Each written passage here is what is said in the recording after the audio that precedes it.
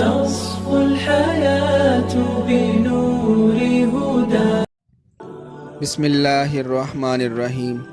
سورہ توبہ کی آیت نمبر 34 اور 35 میں اللہ تبارک و تعالی نے فرمایا، جو لوگ سونے اور چاندی کا ذخیرہ جمع کرتے ہیں اور اسے اللہ کے راستے میں خرچ نہیں کرتے، انہیں دردناک عذاب کی خوشخبری سنا دو، جس دن ان سونے چاندی کے خزانوں کو جہنم کی آگ پر تپا کر ان کے چہروں، ان کی پشتوں اور ان کے پہلوؤں کو داغا جائے گا، اور ان سے کہا جائے گا، یہ تھا تمہارا مال جو تم نے اپنے لیے جمع کیا تھا، پس اپنے جمع کیے ہوئے کی سزا چکھو۔ اور بخاری اور مسلم کی روایت ہے، حضور صلی اللہ علیہ وسلم نے ارشاد فرمایا، اسلام کی بنیاد 5 چیزوں پر ہے۔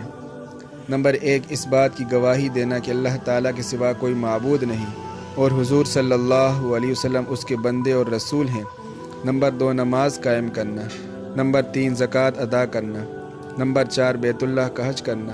اور نمبر 5، رمضان المبارک کے روزے رکھنا۔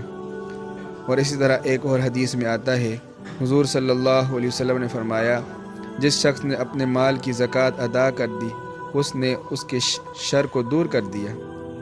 اور اس طرح ایک اور روایت میں آتا ہے، حضور صلی اللہ علیہ وسلم نے فرمایا، جب تم نے اپنے مال کی زکوٰۃ ادا کر دی تو تم پر جو ذمہ داری عائد ہوتی تھی تم اس سے سبکدوش ہو گئے۔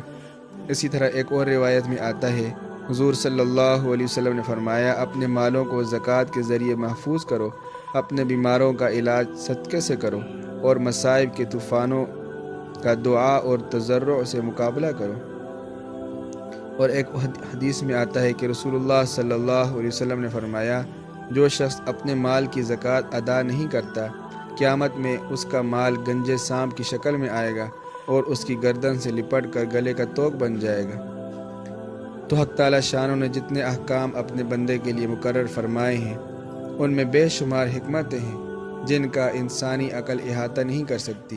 چنانچہ اللہ تعالیٰ نے زکوٰۃ کا فریضہ عائد کرنے میں بہت سی حکمتیں رکھی ہیں، اور سچی بات یہ ہے کہ یہ ایسا نظام پاکیزہ ہے اور مقدس ہے کہ انسانی عقل اس کی بلندیوں تک رسائی حاصل نہیں کر سکتی۔